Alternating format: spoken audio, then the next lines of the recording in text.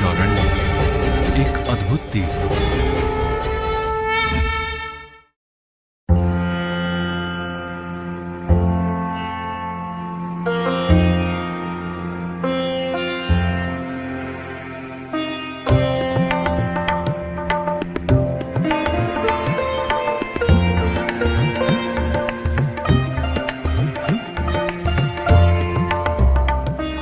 ज्ञान, तप, दान और मोक्ष का अलौकिक धाम, सनातन धर्म का सबसे प्राचीन और दुर्लभ तीर्थ, जहां ब्रह्मा, विष्णु, महेश की महिमा और चारों युगों की पौराणिक महत्ता की सत्ता के दिव्य दर्शन होते हैं।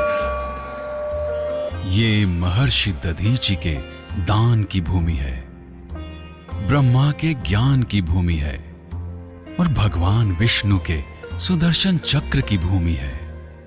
ये वो भूमि भी है जहां जगत गुरु आदि शंकराचार्य को चारों धाम का पुण्य एक साथ महसूस हुआ।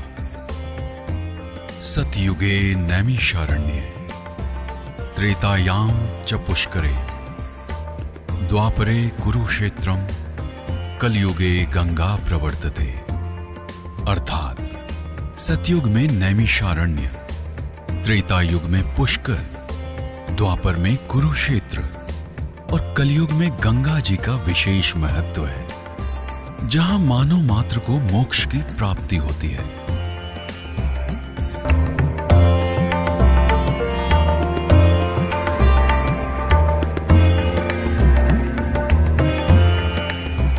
उत्तर प्रदेश की राजधानी लखनऊ से करीब 90 किलोमीटर दूर इस अद्भुत तीर्थ का नाम है नैमिषारण्य, जहां फाल्गुन महीने के शुक्ल पक्ष की प्रतिपदा से शुरू होकर पूर्णिमा तक लाखों श्रद्धालुओं की आस्था का मेला लगता है।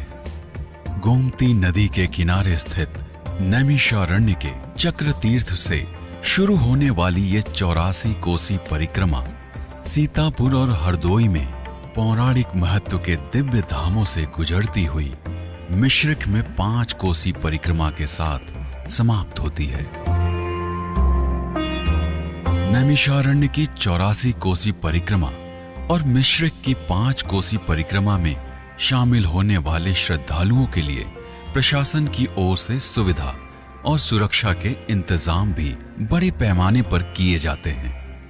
मिश्रिक में एक दिन पहले जिलाधिकारी द्वारा उद्घाटन के साथ शुरू पंचकोसी यात्रा के समय लगने वाला मेला बेहद प्रसिद्ध है। वर्तमान में माननीय मुख्यमंत्री जी की जैसी सोच है और जो उनके निर्देश प्राप्त हुए, उसके अनुसार उसको कार्य रूप में परिणत करने के लिए अभी पिछले दिनों उत्तर प्रदेश के माननीय पर्यटन मंत्री श्री नीलकंठ तिवारी जी यहाँ पधारे थे और उन्होंने पूरे नगर में भ्रमण करके उन्होंने ये देखा कि विकास की क्या संभावनाएं हैं और फिर उन्होंने एक विस्तृत यहाँ पे बैठक की। उनके साथ माननीय सांसद मिश्रिक श्री अशोक रावत जी और माननीय विधायक जी मिश्रिक उपस्थित थे। विभिन्न कार्यदायी संस्थाओं के अधिकारी थे और साथ ही साथ वहाँ के आम जन थे, मीडिया के साथी थे और विभिन्न आश्रमों मंदिरों के संत महात्मा थे, उनके सुझाव लिए गए। उसके पश्चात प्रदेश के प्रमुख सचिव पर्यटन श्री जितेंद्र कुमार जी उपस्थित हुए थे यहाँ पे और उन्होंने पूरे दिन यहाँ पे रह करके पूरा मिश्रिक और नैमिषारण्य क्षेत्र का भ्रमण करके और एक बृहद बैठक करके उन्होंने भी काफ़ी फीडबैक लिया, लोगों की आवश्यकताओं को समझा, स्थानीय स्तर पे इसके विकास की क्या भूमिका बनाई जाए, क्या यहाँ की आवश्यकताएं हैं, विकास की क्या संभावनाएं हैं और हमारा जो धार्मिक और सांस्कृतिक महत्व का यह केंद्र है उसको पर्यटन से कैसे जोड़ा जाए और देश विदेश के जो लोग आते हैं उनका आकर्षण कैसे और बढ़ाया जाए, उस पर काफ़ी चर्चा हुई। और जो चर्चाएं हुई हैं और जो नैमिष विकास परिषद का गठन का प्रस्ताव शासन को भेजा गया है, उसके अनुसार हम लोग यह प्रयास कर रहे हैं कि यहाँ पे हमारा जो ये सांस्कृतिक महत्व का केंद्र है, यहाँ पे आयुर्वेद का, योग का, संस्कृत के विभिन्न विषयों, ज्योतिष और अन्य जो हमारी प्राचीन परंपराएं रही हैं उसके अध्ययन का, और साथ ही साथ जो हमारी लोक महत्ता की विभिन्न चीज़ें रही हैं उस लोक महत्ता को कैसे प्रतिपादित किया जाए, कैसे उसका एक्सपोजर किया जाए, कैसे उसका प्रदर्शन किया जाए। जो पर्यटक बाहर से आते हैं या जो दर्शनार्थी आते हैं उनके रुकने के लिए सस्ते दर पे बड़े गेस्ट हाउस, अच्छे गेस्ट हाउस, उनकी सुविधाओं का ध्यान रखते हुए अच्छे होटल और साथ ही साथ बनाए जाएं ताकि लोग वहां पे आवें। नैमिषारण्य के कण कण में समाई आस्था का पंचकोसी मेले के समय लोक संस्कृति और उत्सव से भी संगम होता है। यही नहीं, मेले के दौरान सांस्कृतिक कार्यक्रमों की गूंज सुनाई देती है।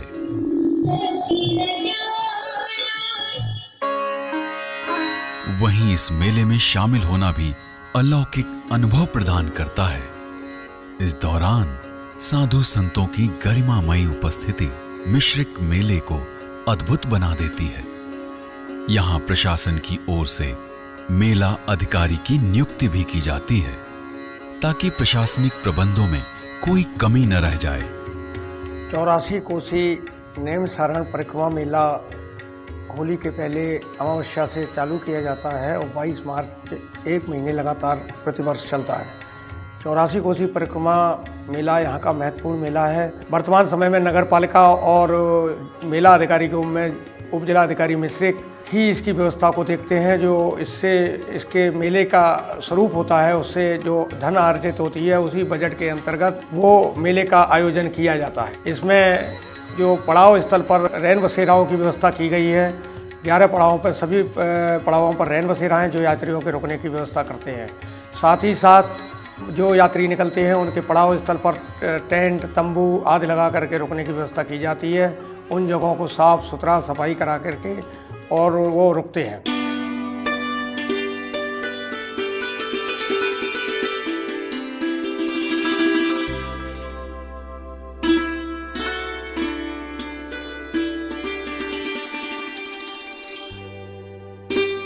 नैमिषारण्य के बारे में सर्वाधिक प्रचलित मान्यता ब्रह्मांड पुराण से जुड़ी है। इसके अनुसार असुरों से प्रताड़ित देवताओं और ऋषियों ने ब्रह्मा से गुहार लगाई कि उनको तप के लिए सुरक्षित स्थान प्रदान करें। ब्रह्मा ने मनोमय चक्र की उत्पत्ति कर उसे निर्दिष्ट कर दिया कि जिस स्थान पर चक्र गिरेगा वह स्थान दानवों से सर्वाधिक सुरक्षित और पवित्र होगा। मान्यता है कि ब्रह्मा के चक्र की नेमी गिरने की वजह से ही इस स्थान को नैमिषारण्य कहा गया। इस मान्यता की पुष्टि नैमिषारण्य के चक्र तीर्थ से होती है। चक्र तीर्थ षटकोण के आकार का 120 फीट व्यास में निर्मित है, जिसमें धरती के नीचे से पवित्र जल का स्रोत निरंतर प्रवाहित होता है और पास में स्थित गोदावरी नाले के जरिए बाहर निकलता है। चक्रतीर्थम महत्पुण्यम सर्व पाप प्रनाशनम वर्तते मध्य भागे तु पृथिव्याम सर्वनाथकम। जहाँ पे हम सब लोग बैठे हुए हैं ये पार्श्व में चक्रतीर्थ है। ऋषियों ने ब्रह्मा जी से निवेदन किया कि हमको महाराज ऐसा कोई भूभाग चाहिए जहाँ पर हम साधना, शोध, तपस्या आदि कर सकें। वो तपस्थली के रूप में एक शोधित भूमि हो। भगवान ब्रह्मा जी ने एक दिव्य मनोरम अपना मन रूपी चक्र ही उनको प्रदान किया और उसको आज्ञा दी कि जाओ एक शोधित भूमि में जहाँ कहीं भी वो अच्छी भूमि हो और जहाँ पे तपस्थली के रूप में जो जानी जा सके ऐसी भूमि की खोज करो। वो मन रूपी चक्र पूरा पृथ्वी भ्रमण करता हुआ यहाँ पे आया। मार्कंडेय पुराण में नैमिष तीर्थ का उल्लेख बारंबार आता है। मार्कंडेय पुराण के अनुसार प्रजापति ब्रह्मा ने 88,000 ऋषियों की तपस्थली के लिए नैमिषारण्य को ही चिन्हित किया था। इसे जागृत तपस्थली माना जाता है क्योंकि वायु पुराण के अनुसार आज भी नैमिषारण्य में 88,000 ऋषियों का अनुष्ठान, जप तप, ध्यान, साधना अनवरत जारी है, जिसे देखा तो नहीं जा सकता, लेकिन नैमिषारण्य आने वाले हर श्रद्धालु को महसूस अवश्य होता है। ये जो आप रामादल का परिक्रमा चल रहा है, जिसके ये पड़ाव 11 पड़ाव आप लोग देख रहे हैं, तो सत्यनारायण व्रत प्रारंभ करके फिर तप करने के लिए 84 कोस में 88,000 ऋषि मुनि अपने अपने स्थान पे विराजमान होकर के तप में लीन हो गए।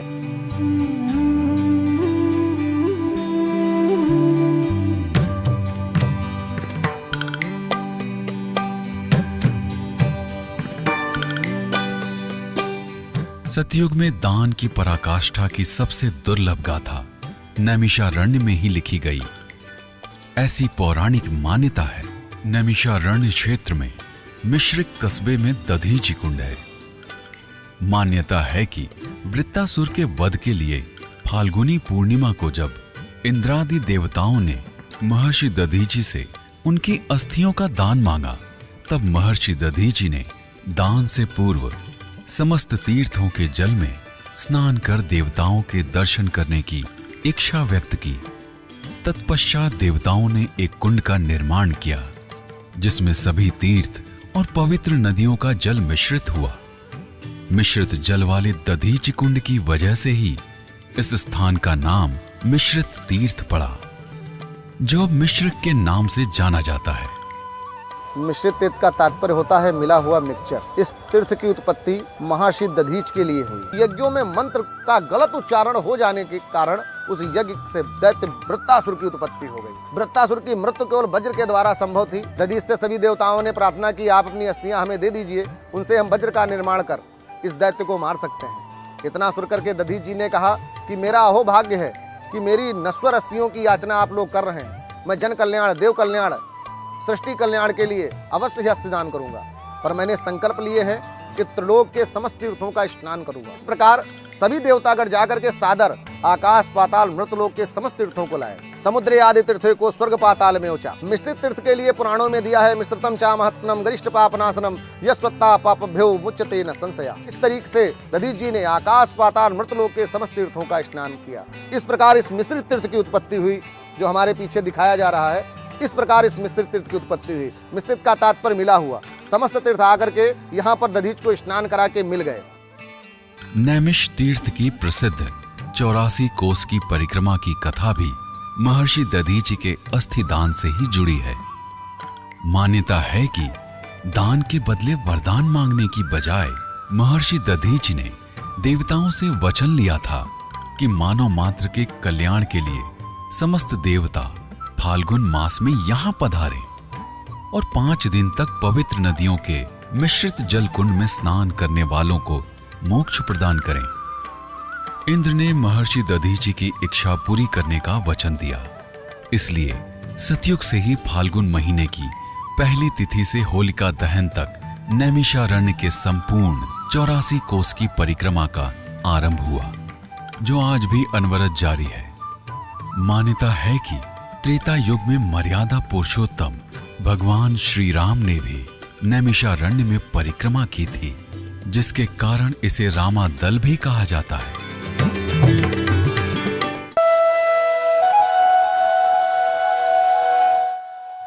नैमिष तीर्थ क्षेत्र की द्वापर युग में महत्ता के साक्षात प्रमाण भी हैं। यहाँ पांडव किला है, जहाँ के टीले पर एक मंदिर में भगवान श्री कृष्ण और पांडवों की मूर्तियां हैं। पांडव किले पर ही हनुमान गढ़ी है, जहां बजरंग बली की 3 प्राचीनतम मूर्तियों में से एक स्थापित है। पहली मूर्ति अयोध्या में है, दूसरी प्रयागराज में। प्रयागराज में लेटे हनुमान जी की मूर्ति है, जबकि नैमिषारण्य की हनुमान गढ़ी में खड़ी मुद्रा में दक्षिण मुखी हनुमान जी विराजते हैं। जिस जगह श्री हनुमान जी महाराज का स्थान है, विग्रह विराजमान है, मंदिर है, ये हनुमानगढ़ी 5 पांडव किला कहा जाता है, क्योंकि युद्ध के समय 5 भाई पांडवों ने अपने भाइयों का, अपने गुरुओं का वध किया है, तो उनको पाप लगा है। भगवान कृष्ण ने कहा कि नैमिषारण्य में जाइए, वहाँ तपस्या करिए। 5 पांडवों ने नैमिषारण्य में 12 वर्ष तक द्वापर के अंत में तपस्या की। श्री हनुमान जी महाराज पांडवों के इष्ट देव थे। तो पांडवों ने श्री हनुमान जी महाराज की कथा के अनुसार, कथा तो त्रेता की है कि रावण वध करने के पश्चात आए हैं, लेकिन कथा के अनुसार पांडवों ने अपने हाथों से श्री हनुमान जी महाराज की यहाँ प्राण प्रतिष्ठा की, इसलिए जगह का नाम हनुमानगढ़ी पांच पांडव किया। सूत जी के स्थान के नाम से विख्यात मंदिर में सूत जी की गद्दी के साथ राधा कृष्ण और बलराम जी की मूर्तियां स्थापित हैं। मान्यता है कि सूत जी ने इसी गद्दी से 88,000 ऋषियों को 6 शास्त्रों और 18 पुराणों का श्रवण कराया था। सूत जी महाराज जी की महिमा प्रत्येक पुराणों में समान रूप से हमको प्राप्त होती है। सूत जी महाराज जी ने जो पुराणों की महिमा इस स्थान पर बैठकर शौनक आदि ऋषियों को लोक कल्याण के लिए श्रवण कराई। कलयुग में जो सत्यनारायण व्रत कथा या गणेश चतुर्थी व्रत कथा या एकादशी व्रत कथा अन्यान्य की व्याख्या हम लोग बार बार करते हैं और अध्यात्म को स्वीकार करते हैं अपने जीवन में, उनका प्रचलन भी सूत जी महाराज जी ने इसी स्थान से किया।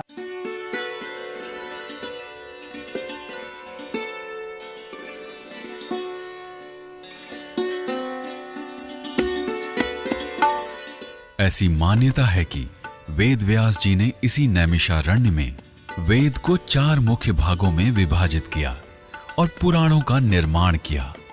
उन्होंने अपने शिष्यों जैमिनी, वैशंपायन, शुकदेव, सुत, अंगीरा और पैल को श्रीमद् भगवद गीता और पुराणों का उपदेश दिया। यहां एक प्राचीन बरगद का पेड़ है जिसे आशीर्वाद माना जाता है और माना जाता है कि जो इस पेड़ के नीचे योग करता है वह असाध्य रोग से छुटकारा पा सकता है।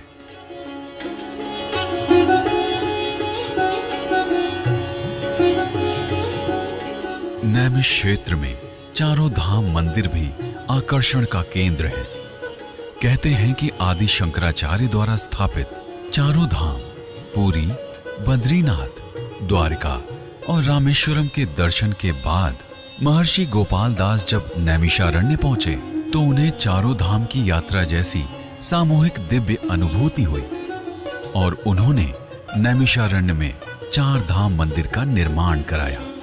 यहाँ महर्षि दधीच के लिए पृथ्वी के सारे तीर्थ नैमिषारण्य में आए, जिनमें 4 धाम हिंदू धर्म में सबसे प्रमुख तीर्थ होते हैं। तो 4 धाम भी नैमिष में आए।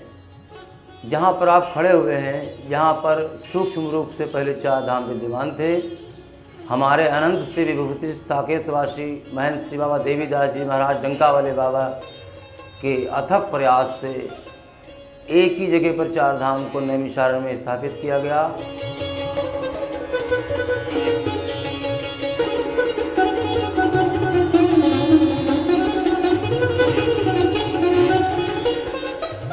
नैमिषारण्य आदिशक्ति मां जगदम्बे के भक्तों की आस्था का भी प्रमुख केंद्र है।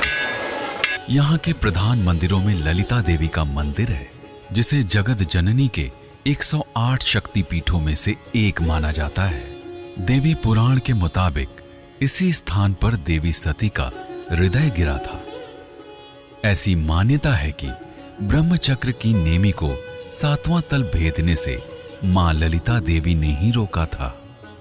यहाँ प्रतिदिन भक्त, भक्ति और भाव का अनूठा संगम देखने को मिलता है। ऐसे शाक्त संप्रदाय में 10 महाविद्याओं में जो प्रमुख श्री महाविद्या है वही ललिता का परिणत स्वरूप है। ललिता की उत्पत्ति जहाँ पर है, सतयुगे नैमिषारण्ये त्रेतायाम च पुष्करे द्वापरो च कुरुक्षेत्रे कलो गंगा प्रवृत्ते। ब्रह्मांड पुराण के अंतर्गत ललिता शक्ति की जो पहली उत्पत्ति हुई है वो बृहस्पति के नियोजन में एक बहुत बड़ी यज्ञ हुई है। तो उस यज्ञ में चिदग्नि कुंड संभूता देव कार्य समुद्रा उद्यत भानु सहस्राभाम चतुर्वाहुतरोचनाम पाशांकुश धरामृता धारयंतिम शिवाम भजे। उस यज्ञ के कुंड के मध्य से सूर्य के हजारों गुना आभा के समान ऐसी शक्ति का प्राकट्य हुआ तो अत्यधिक सुंदर होने के कारण उनका नाम पड़ा ललिता। नैमिषारण्य का संबंध ललिता देवी से जो है, पुरातात्विक दृष्टिकोण से ये प्रतिमा प्रतिहार काल की है और प्रतिहार काल 7वीं शताब्दी का आता है। यहाँ पर उत्पत्ति ऐसे हुई है कि देवी भागवत के अंदर आया है, पापा नाम नाशनी रुद्र धारणी ललितम पुनः, पाप को नाश करने वाली, रुद्र को धारण करने, रुद्र मतलब शिव को धारण करने वाली, तम चक्रम धारयामास, उस चक्र की गति को स्तंभित कर दिया, चक्र तीर्थो ततो होत, वो चक्र तीर्थ के नाम से प्रसिद्ध हुआ।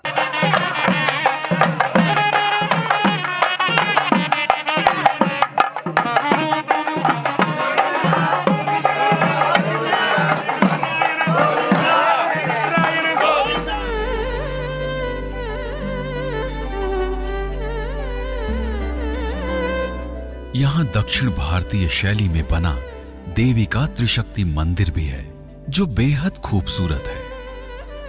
आदिशक्ति के साथ ही नैमिषारण्य महादेव शिव का भी प्रमुख धाम माना जाता है। नैमिषारण्य का रुद्रावर्त मंदिर तो महादेव के चमत्कार का दुर्लभ और अनोखा प्रमाण है, जो वैज्ञानिकों को भी चकित कर देता है। गोमती नदी के तट पर स्थित रुद्रावर्त मंदिर में जब श्रद्धालु भगवान शिव को अर्पित दूध, फल, फूल गोमती नदी में प्रवाहित करते हैं, तो भगवान शिव को प्रिय बेलपत्र और फल फूल नदी में समाहित हो जाते हैं, जबकि कुछ फल प्रसाद स्वरूप वापस आ जाते हैं। मिश्रित नैमिषारण्य की धरा पर भगवान ब्रह्मा, विष्णु, महेश तीनों आए। ये रुद्रावर्त तीर्थ माता पार्वती और भगवान शंकर साक्षात जब आरण्य में पधारे हैं तो यहीं पर स्थापित हो गए। आज रुद्रावर्त तीर्थ इस सृष्टि का सबसे चमत्कारी तीर्थ है, जहां साक्षात भगवान शिव बैठ करके कलयुग में प्रसाद ग्रहण करते हैं और अपने आए हुए भक्तों को प्रसाद देते हैं। नैमिषारण्य तीर्थ में आस्था और विश्वास के इन प्रतीकों को युग युगांतर से लोग देखते आ रहे हैं। श्रद्धालुओं ने पुराणों के आधार और अपनी प्रेरणा से इस जीवंत तीर्थ को श्रद्धा और विश्वास से सिंचित रखा, जिसे अब उत्तर प्रदेश सरकार ने धार्मिक पर्यटन के विश्व मानचित्र पर स्थापित करने का संकल्प लिया है। सदियों तक प्रशासनिक और विकास की दृष्टि से उपेक्षित रहे नैमिषारण्य तीर्थ को विकास की धारा से जोड़ने के लिए उत्तर प्रदेश के मुख्यमंत्री योगी आदित्यनाथ ने ठोस पहल की, जिसके फलस्वरूप 2019 में नैमिषारण्य विकास परिषद के गठन की प्रक्रिया शुरू कर दी गई और अब जल्द ही पूर्ण होने की संभावना है। विकास परिषद के गठन के बाद नैमिषारण्य तीर्थ क्षेत्र में श्रद्धालुओं की सहूलियत के लिए विकास की अनेक योजनाएं शुरू हो सकती हैं। 3 वर्षों में जो नैमिषारण्य, इसकी जो सांस्कृतिक महत्ता है और लोगों में जो इसके प्रति एक पवित्र भावना है, उसको विकसित करने के लिए राज्य सरकार की तरफ से और माननीय मुख्यमंत्री श्री योगी आदित्यनाथ जी ने घोषणा की और ये कहा कि इस पवित्र स्थली को और विकसित किया जाएगा। और उसी क्रम में इस स्थान पर होने वाली जो 84 कोसी परिक्रमा है, उसका प्रांतीयकरण किए जाने का प्रस्ताव मांगा गया और वह प्रांतीयकरण की अंतिम स्थिति में है और उसकी घोषणा हो चुकी है। उसको अंतिम रूप बहुत जल्दी दिया जा रहा है। इसी प्रकार वृंदावन का विकास किया गया। उसी मॉडल पे माननीय मुख्यमंत्री जी ने घोषणा किया कि उसका परीक्षण हो रहा है और बहुत जल्दी उस पर भी अंतिम मुहर लगने वाली है। नैमिषारण्य तीर्थ के विकास के लिए भी एक नैमिष तीर्थ विकास परिषद का गठन किया जाए। उस क्रम में प्रस्ताव शासन को भेजा गया है और शासन में उसका परीक्षण हो रहा है और बहुत जल्दी उस पर भी अंतिम मुहर लगने वाली है। ईश्वरीय जो शक्तियां हैं उनको कैसे मजबूत किया जाए, उनका कैसे अपने अंदर समावेश करके अपने को सही आचरण के लिए प्रोत्साहित किया जाए, ये ऐसे स्थानों पर आने के बाद ही लोगों के अंदर प्रेरणा प्राप्त होती है। तो मैं समझता हूँ कि नैमिषारण्य की जो महत्ता है, इसका जो सांस्कृतिक तत्व है, सांस्कृतिक जो इसके मूल्य हैं, उसका व्यापक रूप से प्रचार प्रसार की आवश्यकता है। और इसका एकमात्र उपाय यही है कि इस तीर्थस्थल का विकास हो, ताकि आम लोगों में जो हमारे जीवन के मूल्य हैं उनका उन्नयन हो सके। उत्तर प्रदेश सरकार का लक्ष्य नैमिषारण्य तीर्थ की प्राचीन धरोहरों को संरक्षित रखते हुए श्रद्धालुओं को सुगम तीर्थ यात्रा की सुविधा उपलब्ध कराना है। प्राण प्रण से प्रयास किए जा रहे हैं कि मथुरा वृंदावन की तरह नैमिषारण्य को भी विश्व पटल पर पहचान मिल सके। धार्मिक पर्यटन की अपार संभावनाओं से भरे नैमिषारण्य तीर्थ तक पहुंचना देश और विदेश के लोगों के लिए आसान है, क्योंकि ये तीर्थ स्थल उत्तर प्रदेश की राजधानी लखनऊ के निकट होने के कारण न केवल वायु मार्ग से जुड़ा है, बल्कि राष्ट्रीय राजमार्ग और रेलवे से भी जुड़ा है। मिश्रिक के लिए बस और रेलवे की सुविधा यहाँ उपलब्ध है। बस के लिए यहाँ नवीन बस स्टैंड का निर्माण किया गया है। दिल्ली से आने वाली आगरा लखनऊ एक्सप्रेस से होते हुए, हरदोई होते हुए यहाँ नैमिषारण आया जा सकता है। पूर्वांचल की साइड से आने वाले सभी यात्री लखनऊ आ सकते हैं। लखनऊ से सिदौली, सिदौली से कल्ली होते हुए लिंक मार्ग है जो चौड़ा भी किया जा रहा है और वो सीधा नैमिषारण में आकर के रुकता है। साथ ही साथ यहाँ से दिल्ली और विभिन्न जगहों से एरोप्लेन के लिए अमौसी हवाई अड्डा लखनऊ है, हवाई जहाज से भी आ सकते हैं। नैमिषारण में ट्रस्ट और विभिन्न प्रकार के आश्रम हैं जिनमें लोग रुकते हैं। नैमिषारण्य तीर्थ सतयुग से ही धर्म और अध्यात्म का केंद्र रहा है। न सिर्फ इंसानों के लिए बल्कि देवताओं के लिए भी ये तीर्थ तारणहार बना। अब इसे विकसित करने की जो कोशिश चल रही है, उससे नैमिषारण्य क्षेत्र के आसपास रहने वालों को उम्मीद है कि ये तीर्थ उनकी आने वाली पीढ़ियों के लिए सौभाग्य के द्वार खोल देगा। इस क्षेत्र को वैश्विक पहचान मिलेगी और स्थानीय लोगों को विश्व स्तरीय सुविधाओं वाली जिंदगी